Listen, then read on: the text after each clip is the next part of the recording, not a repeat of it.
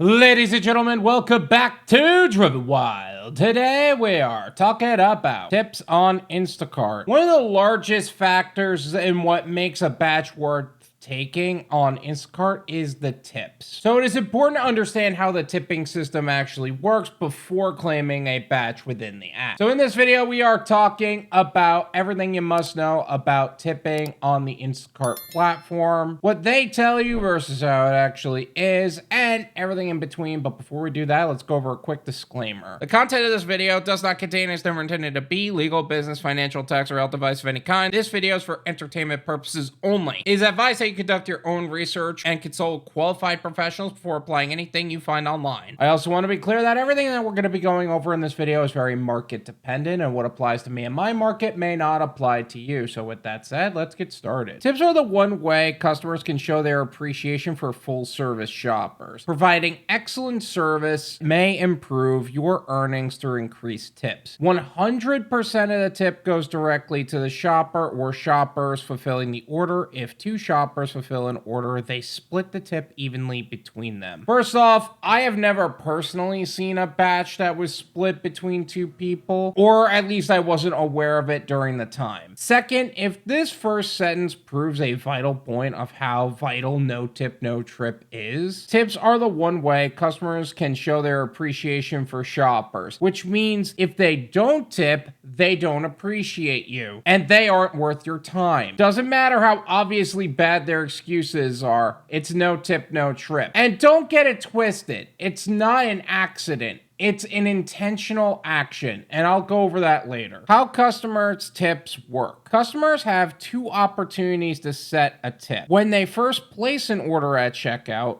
and once the order delivers. Customers can either set a dollar amount or percentage of the overall order amount. A percentage tip automatically changes based on the final order value. First and foremost, if they didn't tip up front, it is likely that they will tip after that, and it isn't worth the time. Never assume that they will tip cash after. Second, in terms of the order amount changing based on percentage, this would mean that if you have to replace an item or refund an item, the value of the tip will go down. And if you replace an item with a more expensive item, the tip will go up. I wouldn't try to push the overall item value up unless you absolutely have to, just because you don't want to end up with a bad rating of, oh my god, they ended up choosing the most expensive replacement and they didn't even talk to me about it. Yeah, that was all they had, and that was literally the only option available. I ran it through you said okay, don't give me that crap. After delivery, the Instacart app and website invites customers to rate their experience and increase or decrease a tip. Customers have up to 2 hours to decrease their tip and up to 14 days to increase their tip after the order has been delivered. Increasing the tip is nice, and the fact that it can go down is a huge issue, but it really shouldn't be permitted on the platform at all. If the customer is comfortable messing with your finances, then you shouldn't work with them. Instacart can make sure that you don't get paired with them again if it helps, but since you recognize that certain customers do that after a while, why should that even be an option? Tip baiting is one of the most frustrating concepts on the platform in general. Viewing your earned tips. Tap the Earning tab at the bottom of the Instacart app. Tap a date range under Weekly Earnings for earnings breakdown of a previous week. Tap Daily Earnings for a specific order earnings.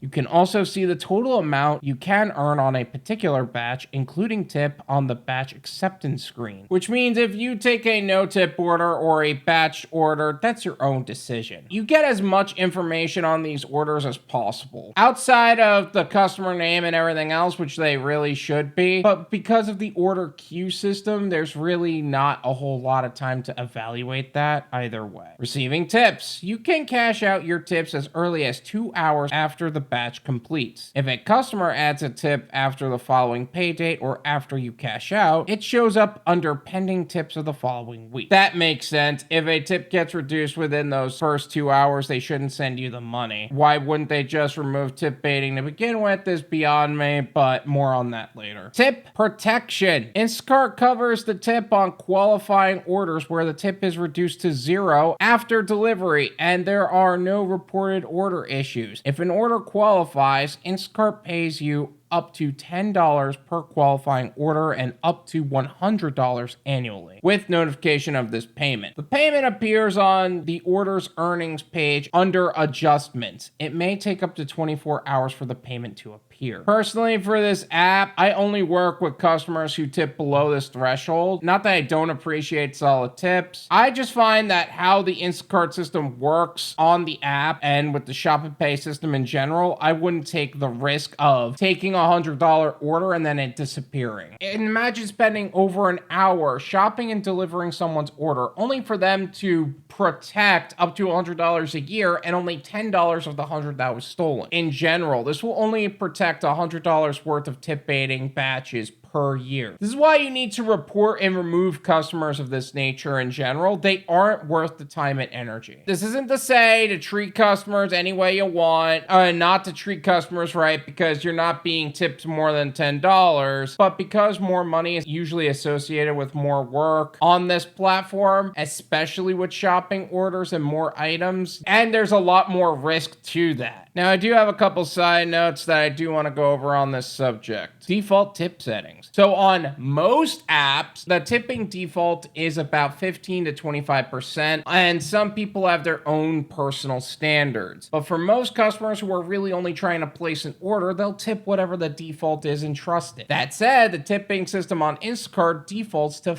5% on many orders, which is why the tipping amount ends up being so small in a lot of cases, and they could just adjust it beforehand. So do what you want with that info. Types of gig workers. There are a few different types of gig workers out there in the gig economy, but each of them are affected by tips differently than the rest. So priority shoppers who find the ROT is better or return on time with shopping orders, large order tips are going to be huge for them, but there's also going to hurt more when tip baiting occurs. There are a couple of other companies that allow for tip baiting, but not all orders have the shop and deliver aspect on those platforms. UberEats allows for tip baiting, but it doesn't change how much time you commit to an order if they order more, assuming everything is ready when you get there. People that primarily work with food delivery or just have this as one of the apps they work on are going to feel that a lot less though, because they're going to be more focused on taking more orders with decent pay. Most orders that properly fit the necessary acceptance amount in my area have less than $10 in tip in general, low item counts, which makes it hard to miss, and will have less problems in general. Then again, it is going to depend on you and what you experience and what you're willing to tolerate for the customers that you accept and claim, and that is your responsibility. No tip, no trip. This is a cardinal rule for gig work in general. If they choose not to tip their drivers or shoppers, they do not get service. It's no tip, no trip. Not no tip, do the order anyway because nothing else is coming up. Not no tip, expect a tip after and get all uppity on TikTok about it. No tip, no trip. It's that simple. Doubles and triples make it harder to tell if all parties tipped, but that is why I don't typically take them. Refunds on lower tips. So if your customer orders and leaves a 5% tip and you have to refund an order for any reason, the tip will go down. This might be one of the more nonsensical things on the platform, in my opinion, but yes, if a store doesn't have an order, you're going to be punished for it. That said, if you replace an item and the cost goes higher, your tip can go up. So don't forget, the reverse is also true. But Joe, what if they won't answer me about replacing items? Then I would refund and move on. You're wasting your time trying to get a customer on the phone is not going to help anyone. At best, it's only going to increase the tip by a couple dollars. So you might as well just move on at that point. No tips on shop-only orders. This only applies to orders that have a shop-only order attached to it or have shop-only orders in the area. But shop-only orders are exempt from tips. It's BS, I know. The bulk of the work is literally in the shopping and we can't get tipped for it, and you're only going to pay pocket change. That's ridiculous. But no tips on shop-only orders. Risk of accepting no-tip customers. One of the things I've learned while being in this industry is that the less they tip, the more of a risk they are as a customer. No-tip customers are naturally the lying scum of the earth. They cause the most poor ratings, have high unreasonable expectations, scam the system, and even cause wrongful deactivations and violations, which could put your financial safety at even more risk than it needs to be. Also, they always end up in my comment section claiming that they tip in cash when in reality, no, they don't. However, customers who tip more tip even more at times after service and are easier to work with. They have an attitude of gratitude and are pleasant to work with. So make sure you're choosing your customers carefully. They are revealing themselves through their actions. Did I miss anything? Is there something else on the Instacart platform that I have yet to cover in this video? Let me know in the comments. Let's make sure that anything and everything that needs to be said on this subject is covered and we can make the most amount of money in the least amount of time in the safest possible way. Thank you so much for watching. I really appreciate it. As always, make sure to hit the like button, subscribe if you're new, and I'll see you guys next time. Peace.